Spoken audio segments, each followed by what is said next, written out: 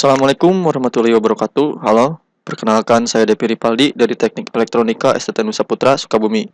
Dalam rangka tugas mata kuliah gambar teknik, maka saya akan menyampaikan tutorial menggambar rangkaian power supply dengan menggunakan software Proteus. Saya juga akan sambil jelaskan sekilas tentang gambar rangkaian power supply dan komponen-komponen yang akan digunakan pada rangkaian power supply tersebut. Oke, untuk software yang saya gunakan adalah Proteus. Software Proteus ini adalah simulasi rangkaian elektronika yang bisa Anda dapatkan di situs-situs yang menyediakan secara free. Tapi saya sarankan untuk yang berlisensi ya. Hargai karya orang lain, jangan seperti saya. Oke, pertama kita buka software Proteusnya, double klik. Saya gunakan Proteus versi 8.0. Oke, di sini ada menu yang bisa Anda buka. Yang terdapat di dalamnya itu tutorial-tutorial bagaimana membuat simulasi. Di sini terdapat icon New Project, Open Project, Save Project, Close, Home, Schematic Capture, Visible Layout, dan lain-lain. Karena kita akan membuat project baru, maka kita klik New Project atau kita bisa langsung ke Schematic Capture. Klik. Oke, ini adalah tampilan Schematic Capture. Oke, pertama kita klik icon komponen mode. Lalu kita cari komponen yang akan kita gunakan untuk menggambar rangkaian power supply. Kita klik icon P ini atau kita bisa tekan langsung di keyboard kita huruf P. Kita klik. Oke, sini tampilannya. Klik device. Ini terdapat keyword. Kita ketikkan di keyword komponen apa yang akan kita cari. Pertama, untuk power supply itu kita akan cari trafo. Kita klik transfer.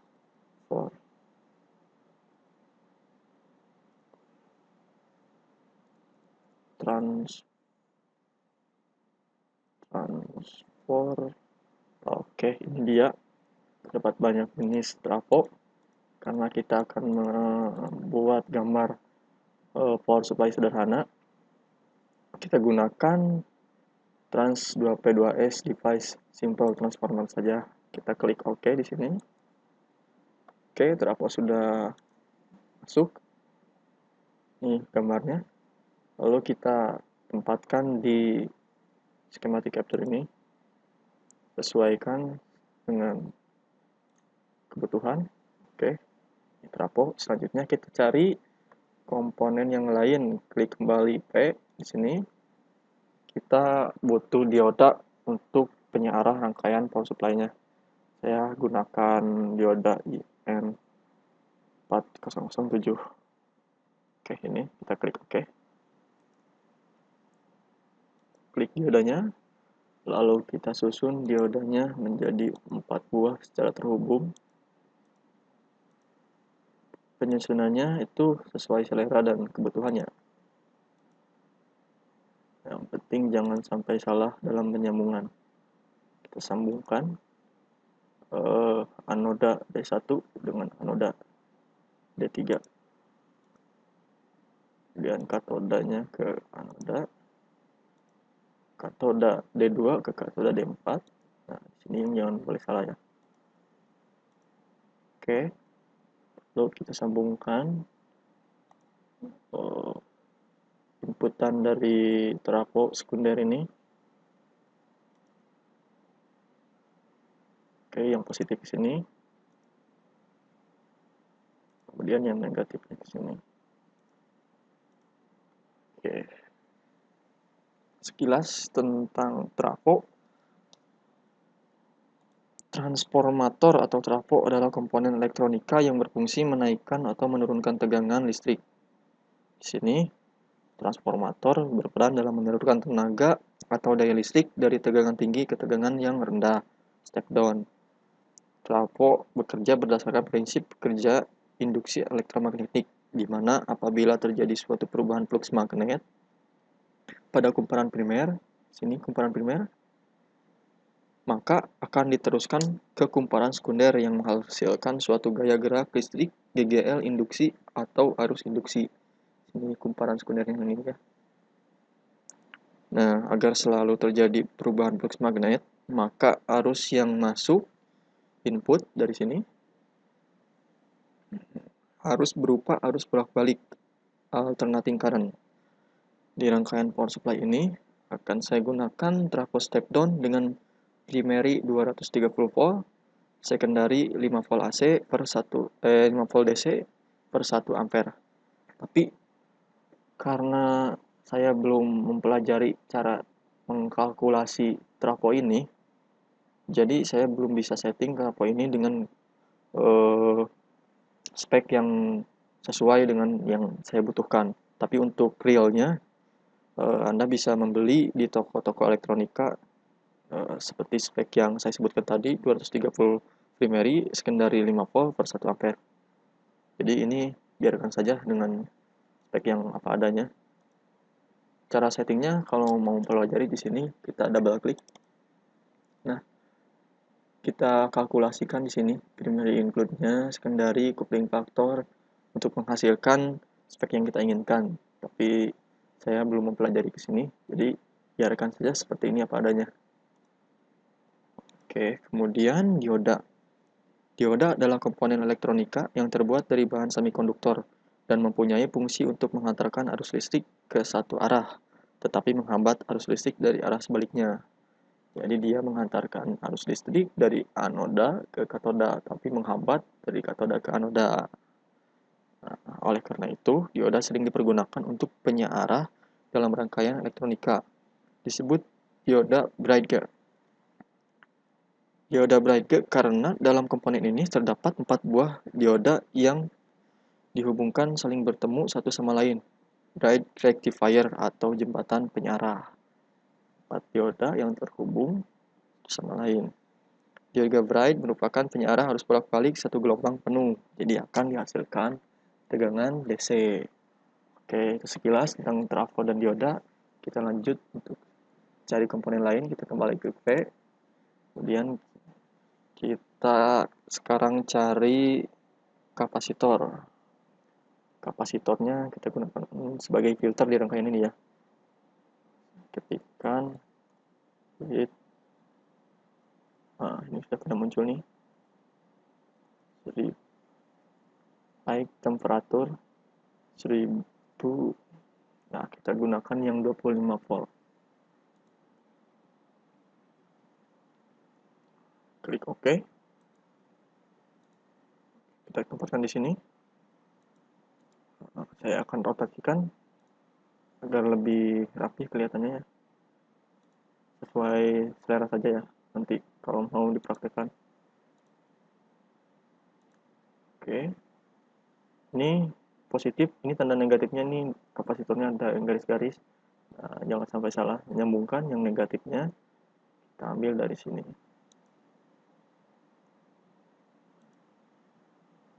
Oke. Ini akan menjadi keluaran positif dan ini akan menjadi keluaran negatif yang akan terhubung ke kapasitor. Oke, untuk komponen selanjutnya kita klik lagi. Kita butuh regulator. Kita ketikkan 7805. Oke, ini dia. 7805, library analog, deskripsi 5 volt fix, 1 ampere positif power supply regulator. Klik OK. Lalu kita simpan di rangkaian. Oke, kita simpan di sini. Lalu kita sambungkan.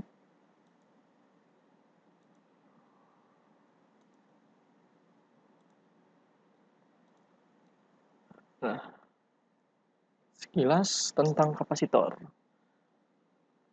Kapasitor di sini saya gunakan sebagai filter karena tegangan AC yang dirubah menjadi DC oleh rangkaian penyarah, rangkaian ini penyarah rectifier tidak bisa sepenuhnya mulus atau tegangan murni seperti tegangan DC pada baterai karena masih terdapat tegangan ripple atau riak atau dengung. Tegangan ripple ini tidak bisa dihilangkan, namun dapat dikurangi dengan dipasangnya kapasitor.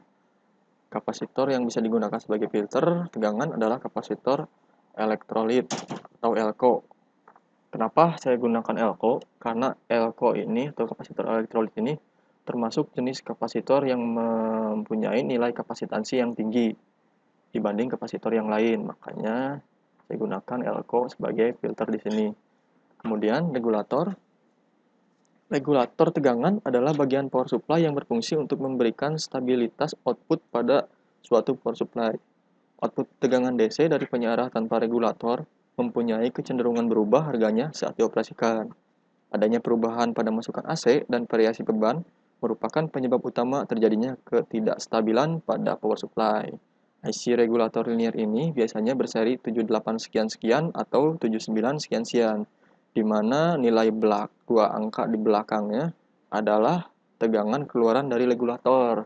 Nah, karena saya akan membuat power supply dengan output 5 volt DC, maka saya gunakan di sini dengan regulator dengan seri 7805. 05 ini adalah outputan tegangan yaitu 5 volt. Oke, itu sekilas tentang kapasitor dan regulator. Lanjut untuk komponen lain, kita akan cari resistor. Kita ketikkan di sini minres. Kita akan gunakan resistor yang 220 ohm. Nah, ini dia. Oke. Tempatkan jarak di sini. Saya akan rotasikan. Lalu sambungkan. Oh iya, saya lupa tadi. Di sini di regulator terdapat tulisan P1, VI, VO, dan GND. VI ini adalah tegangan input. V input dan VO ini adalah tegangan output. Sedangkan GND ini adalah grounding yang akan terhubung nanti ke ground. Oke. Sekarang komponen yang lain saya akan cari LED. LED strip red. Sesuai dengan selera ya. Mungkin bisa digunakan LED yellow, blue, atau green. Saya gunakan yang red saja. LED ini sebagai beban pengguna dari tegangan DC 5 volt ini. Kita hubungkan dengan resistor. Oke. Sekilas, resistor pada rangkaian yang saya buat ini, resistor yang saya gunakan dengan nilai resistansi 220 ohm. Fungsinya untuk membatasi arus. Resistor ini ya. Membatasi arus yang akan masuk ke LED agar tidak terlalu besar sehingga LED jadi lebih awet. Maka penggunaan LED umurnya bisa lebih panjang. Untuk R ini artinya dia kali 1 ohm kali 1. Kalau misalkan di belakangnya K berarti kali 1000 ohm atau kilo ohm. Kalau di belakangnya M 220 M berarti yaitu kali 1 juta atau mega ohm ya. Jadi saya gunakan yang 220R atau 220 ohm. Oke. Rangkaian sudah hampir jadi. Kita tinggal membutuhkan power AC power ya. Power AC di sini untuk disearahkan menjadi DC. Kita klik kembali P. Lalu kita untuk power AC-nya bisa kita ketik keywordnya dengan alternator. Nah, ini dia alternator atau P-sign, P-S-I-N. Sama-sama saja ya. Klik alternator. Alternator lalu kita simpan di sini sebagai input dari AC power. Kita sambungkan ke kumparan primer trafo. Oke, rangkaian sudah jadi, tapi jangan lupa kita harus men-setting alternator ini dengan tegangan dan frekuensi yang sesuai. Karena di sini masih belum sesuai, kita klik 2 kali, double klik. Nah, bawaannya itu 6 volt. Amplitudenya dan frekuensinya 1 Hz. Jadi kita setting dulu. Saya akan gunakan 220 volt. Dan frekuensinya tentunya standar 50 Hz. Kita klik OK. Oke. Untuk kapasitornya sesuai selera saya mau turunkan ke 470 mikrofarad. Oke. Nah, rangkaian power supply sederhana sudah jadi. Kita tinggal tes apakah rangkaian ini sesuai, benar, atau terdapat kesalahan dalam penyambungan. Kita bisa tes disimulasikan dengan mengklik icon run ini. Jika terdapat error, biasanya akan muncul message error. Berarti ada yang salah dengan rangkaian yang saya buat ini. Tapi jika tidak, rangkaian akan berjalan normal, yaitu dengan menyalanya lampu LED DC ini. Oke, kita coba di run, play. Nah, terdapat error. Ini berarti rangkaian ada yang salah atau ada yang belum lengkap. Kita close, kita cek kembali apa yang belum lengkap. Ya, sini belum terdapat grounding. Grounding bisa kita cari di sini. Terminal mode. Nah, ini ground. Kita klik. Lalu kita simpan groundingnya di sini. Oke, lalu kita sambungkan. Oke. Grounding sudah terpasang. Kita mulai run lagi. Oke, tidak ada pesan error. Dan LED menyala merah. Berarti rangkaian ini sudah benar. Lalu, berapa sih tegangan yang dihasilkan dari rangkaian power supply ini yang diterima oleh lampu? Apakah benar 5 volt? Bisa kita buktikan. Kita stop dulu. Lalu kita klik icon instrumen ini. Nah, di sini terdapat alat-alat ukur. Kita gunakan DC voltmeter. Klik DC voltmeter, lalu kita simpan di sini. Oke. Ingat ya, untuk mengukur tegangan itu harus menggunakan atau di paralel, jangan di seri ya. Oke, ini positif, lalu yang negatif kita sambungkan ke negatif. Kemudian kita akan gunakan juga DC ampere meter untuk mengukur arusnya. Nah, untuk mengukur arusnya, jangan lupa arus itu diukur dengan rangkaian seri. Jadi ini akan saya hilangkan dulu sorot, klik kanan, lalu delete wire. Nah, disambungkan seri rangkaian dengan DC ampere meter ini.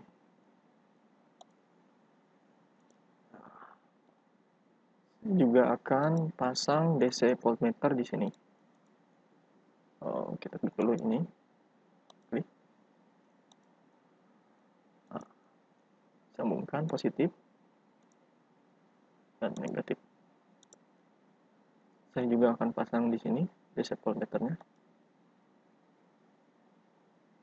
Oke, positif. Oh, ini bukan DC ya, sorry. Ini AC.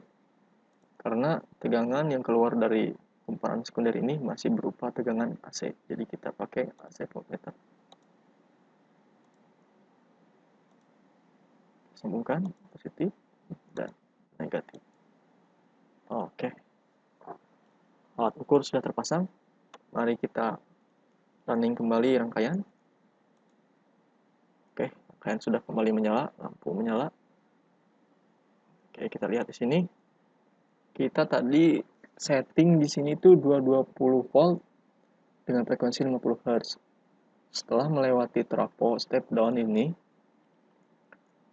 tegangannya turun menjadi 152 volt. Nah, kalau misalkan Anda sudah bisa membuat atau mengkalkulasikan settingan di trafo ini, di aplikasi Proteus ini, keluarnya pasti akan sesuai dengan yang kita inginkan. Tapi karena kita biarkan dengan apa adanya tadi keluarannya, jadi keluarannya 152 volt AC. Oke, kita abaikan saja. Nah, ini dia tegangan yang sudah melewati penyiarah rectifier. Ini sudah berupa tegangan DC di mana nilainya antara 47 sampai 50,9 volt DC. Kenapa nilainya berubah-ubah ini tidak tetap? Karena yang seperti saya bilang tadi, tegangan yang keluar dari penyearah ini, rectifier ini, masih mengandung riak atau ripple atau dengung yang seharusnya menyerupai DC pada baterai searah lurus, tapi masih mempunyai gelombang-gelombang ripple, sehingga tegangan tidak stabil. Lalu tegangan melewati filter elko ini untuk difilter sehingga ripple atau dengungnya atau riaknya lebih berkurang, kemudian akan distabilkan oleh regulator 7805 sehingga tegangannya menjadi stabil di 5.01 volt. Nah, 01 ini, poin 01 ini adalah toleransi dari regulator 7805 ini, mana setiap peralatan komponen elektronika mempunyai toleransinya masing-masing, dan untuk regulator ini toleransinya 0,1 ya. Nah, ke bawahnya 49,9 dan ke atasnya 5.01 dengan arus 0,01. Oke. Sudah buktikan bahwa output dari power supply ini 5 volt DC. Selanjutnya kita akan menggambar layout PCB-nya. Kita stop dulu. Untuk menggambar layout PCB di Proteus ini, kita klik icon arrays ini. Nah, begitu disorot ada tulisan PCB layout. Kita klik. Ya, ini adalah tampilan dari PCB layoutnya. Lalu kita pilih icon komponen mode. Klik. Nah, komponen-komponen sudah tersedia di sini. Komponen ini mengacu pada komponen yang ada di schematic capture. Nah, komponen yang ada di sini otomatis akan tampil pada PCB layout. Kita tinggal menempatkan dan menyusun jalurnya. Oke, untuk yang pertama, kita ikuti saja jalur langkah yang awal tadi di schematic capture. Yang pertama itu adalah trafo ya, tapi karena trafo di sini not vacate, kita lewat. Setelah trafo itu dioda D1 kita tempatkan, kita klik D1-nya, kemudian kita tempatkan sesuai selera ya. Oke, kita klik, kemudian D2, klik di sini saja. Nah, klik. Nah, aplikasi Proteus atau software Proteus ini adalah jenis software yang termasuk auto wire di PCB layoutnya. Jadi dia itu akan menunjukkan jalur-jalurnya otomatis mengacu pada schematic capture yang kita buat ya sini. Jadi jalurnya itu dia akan otomatis mengarah sesuai dengan rangkaian dasar yang kita buat di schematic capture ini. Jika katoda D1 ini di sini di rangkaian dasar ini terhubung ke anoda D2, maka otomatis panah akan mengarah dari katoda D1 ke katoda D2. Jadi kita tinggal mengikutinya saja dan mengatur jalur-jalurnya agar tidak bertabrakan. Oke. Kita simpan D3. Kita atur dulu. Saya akan putar ini. Kita klik, kemudian klik kanan. Saya akan putar, rotasikan 180 derajat. Nah, kalau gini akan dekat. Nah, untuk memasang jalurnya, kita klik icon track mode.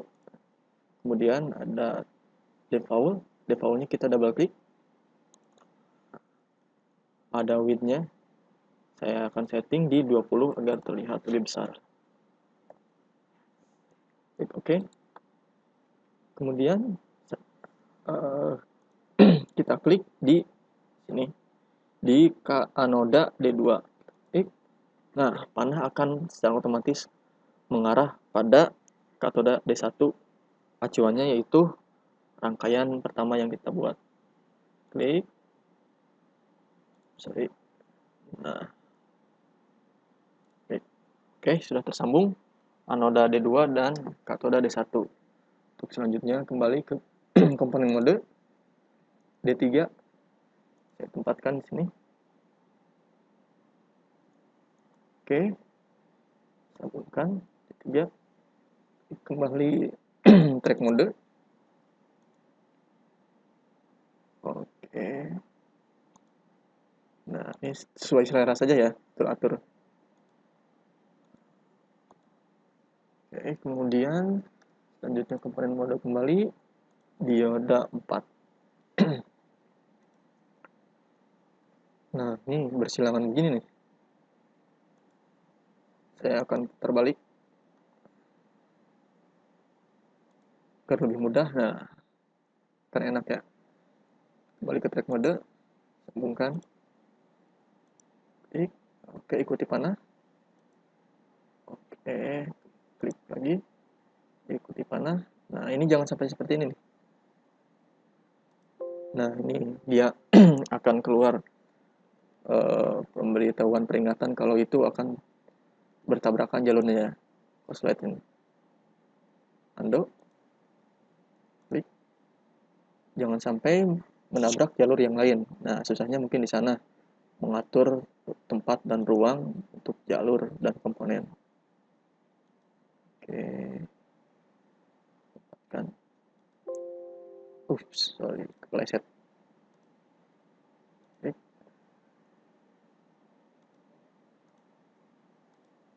Oke, sip.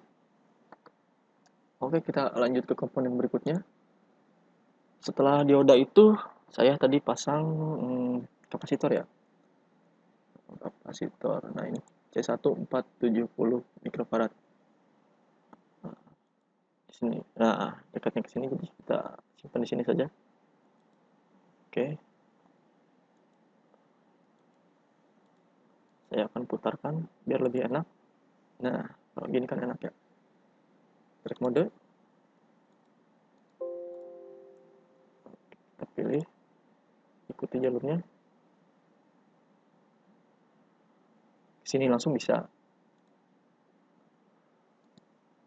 Lalu jalur yang negatif.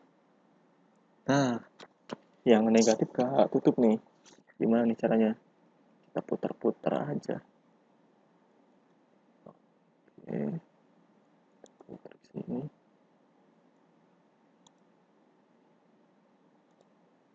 Ya, seperti itulah kira-kira. Anda atur-atur nanti kalau mau mencoba di rumah ya. Gimana enaknya. Setelah kapasitor, tadi saya pasang regulator 7805. Oke, kita tempatkan regulator. Sini ternyata regulatornya.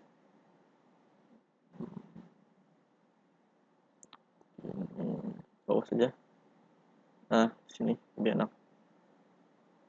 Oke, klik. Lalu kita sambungkan lagi regulatornya. Oke.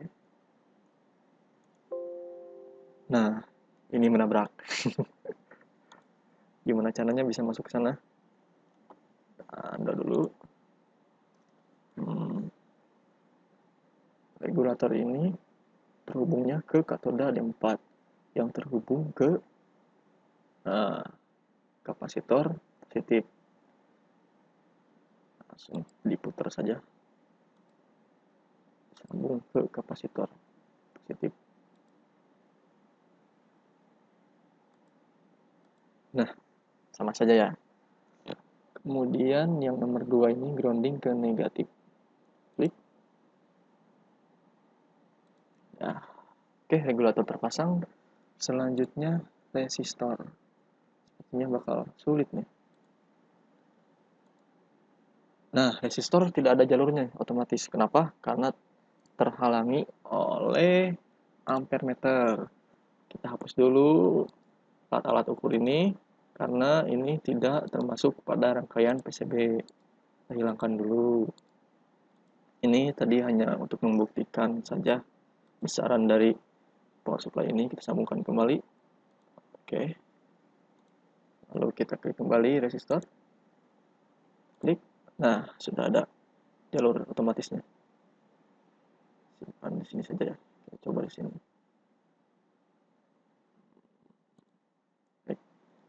Oke, track mode lagi, ikuti panahnya jangan sampai menabrak jalur.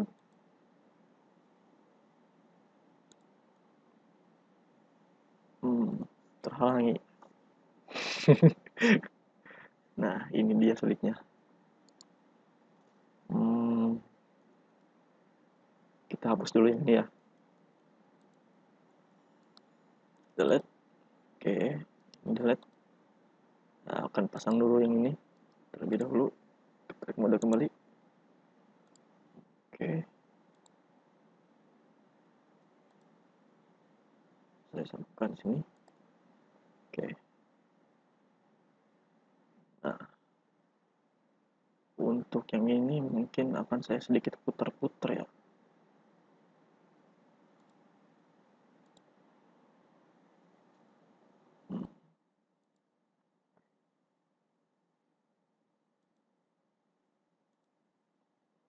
Cari jalur yang kosong yang tidak akan tidak akan tertabrak. Tabrak lah ya. Cobain dulu aja. Oh, kena ternyata. Oke, solusinya kita hapus dulu.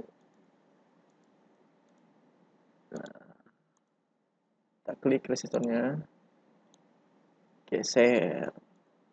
Ops, lama geser. Nama simbolnya. Oke, sip. Ulang lagi, kembali ke track mode. Oke.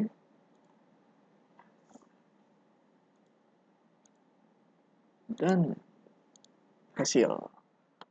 Nah, sekarang masalah terakhir lampu nih, LED. Nah, LED-nya di sini ngetiknya sama seperti trafo, tapi LED masih bisa diakalin. Kita kembali ke schematic capture. Double klik di LED ini, double klik. Nah, kemudian di sini ada PCB cake not specific. Kita klik icon tanda tanya ini. Kemudian di keyword kita ketikkan LED. Nah, ini ada LED preview-nya, ada picking-nya. Kita klik LED yang ini. Oke. Kemudian kita klik OK kembali. Nah, kita kembali ke PCB layout. Ini sudah ada, tinggal kita tempatkan. Oh, sepertinya jalurnya bisa.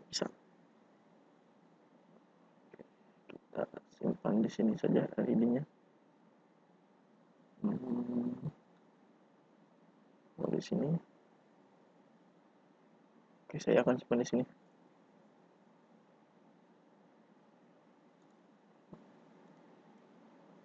Oke, saya akan sesuaikan memutar. Nah, oke, kira-kira gampang nggak ya? Kita coba yang ini dulu, nodanya dulu.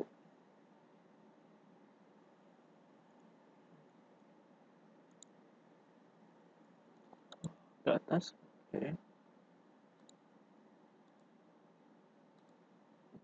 Sekarang katodanya. Nanti Anda bisa coba-coba di rumah dengan jalur yang mungkin lebih simpel dan lebih efisien terhadap luas PCB-nya ya. Oke, rangkaian sudah beres ya. Semua komponen sudah terpasang, tinggal trafo. Nah, untuk trafonya saya akalin dengan hanya menempatkan ruang untuk trafonya. Saya gunakan yang ukuran ini. Trafo saya simpan di sini. Kaki trafo ada 4 ya. Untuk primer, kurang enak di sini aja.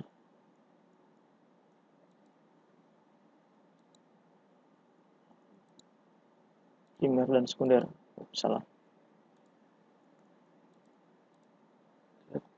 Tuh, iya, kita lihat. Nah, ini kaki trafo.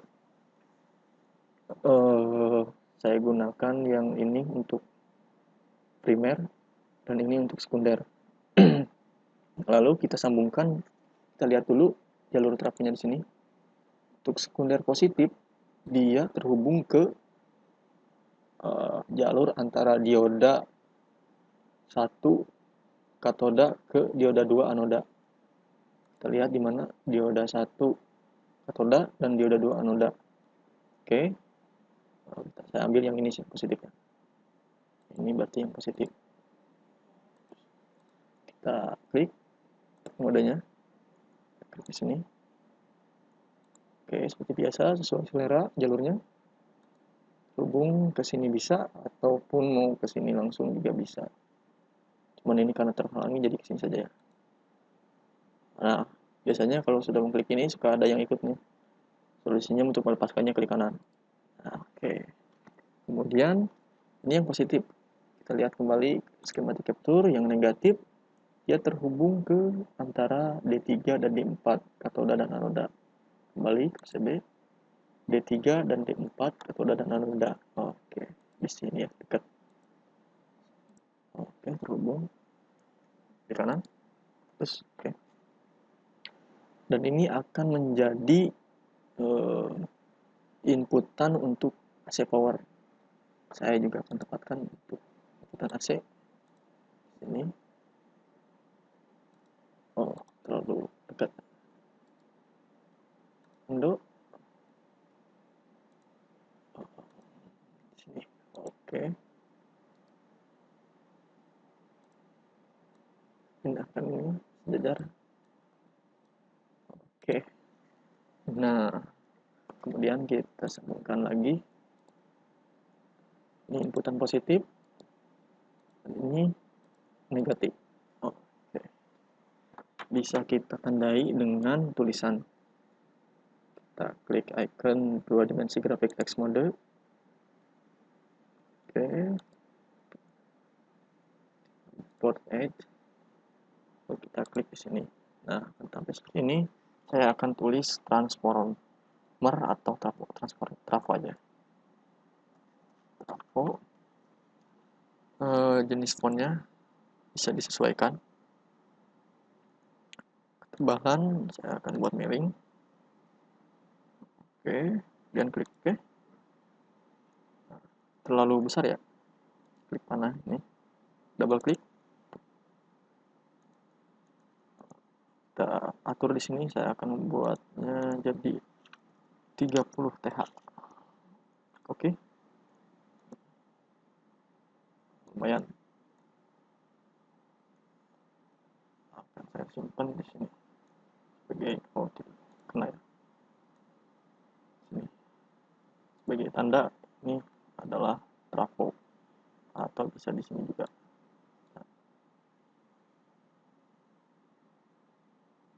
Nah. Oke. Mungkin seperti itulah. Oke, rangkaian sudah jadi. Kita tinggal pasang berapa ukuran untuk luas rangkaian ini. Pasang PCB-nya, kita klik 2 dimensi grafik box mode. Klik. Ininya board edge. Lalu sesuaikan ukurannya. Ukuran untuk PCB-nya. Ambil yang minimalis saja ya. Harga PCB sudah mahal, jangan hambur-hambur ruang. Oke, lalu kita klik lagi. Inilah ukuran PCB dan ini rangkaiannya.